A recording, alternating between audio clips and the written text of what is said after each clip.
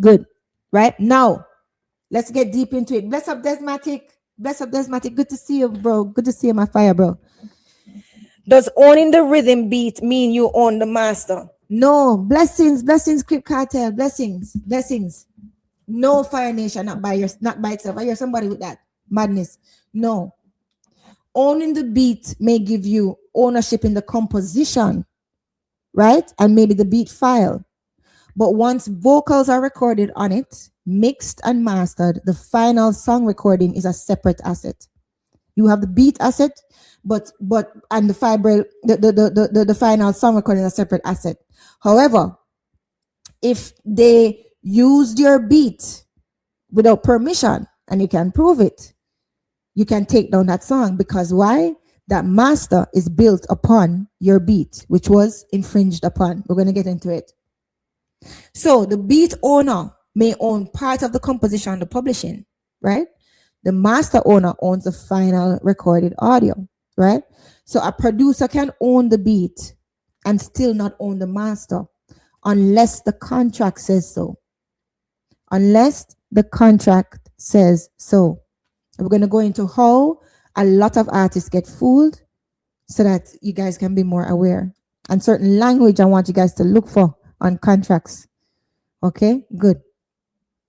Blessings, Adrian Bailey. Blessings, Adrian Bailey. Blessings. Good to see you. Good to see you.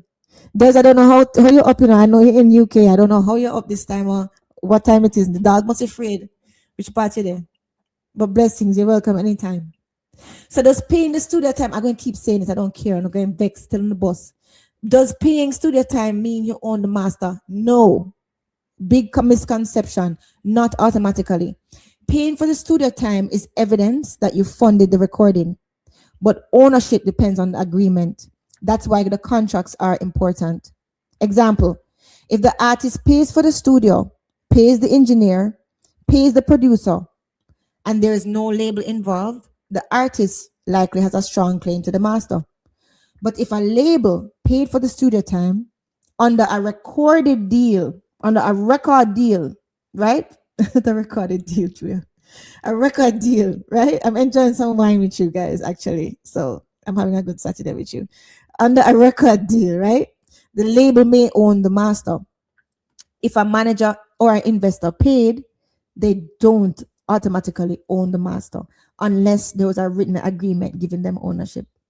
So the principle is the reason why, right, under a record deal, why they would own the master is because initially when you started the record deal, you signed away your rights to it, right?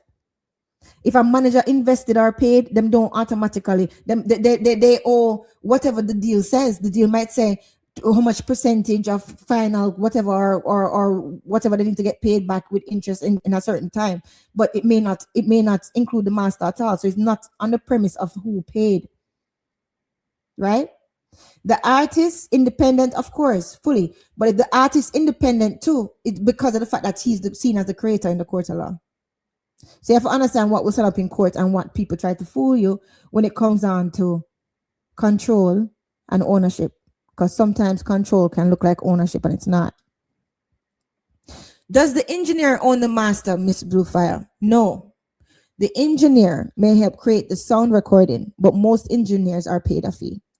Unless there's an agreement giving them ownership, they usually do not own the master. The U.S. Copyright Office, go back and look at it again if you want, notes that sound recording authors can include the performers, the producers, and sound engineers, right?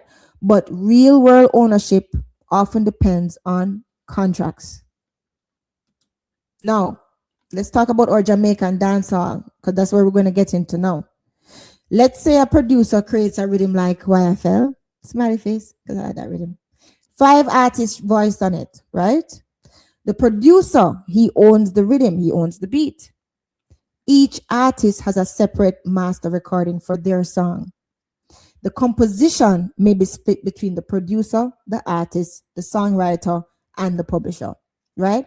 So the rhythm owner does not automatically own every artist's master unless the contract says something like, you are recording on my rhythm and I own the master. Good night, Gaza Ricardo, love. Good night. Good to see you. Good to see you. right? You are recording on my rhythm and I own the master. Okay? Right? We co-own the master. It actually has to be in the agreement, right? Or you get a license to use the beat, but I keep the beat and master's rights. Now, this is why I'm going to break down to you why there's certain things I need you guys to have clear and signed before you start recording. Because a lot of times the recording is used over your heads.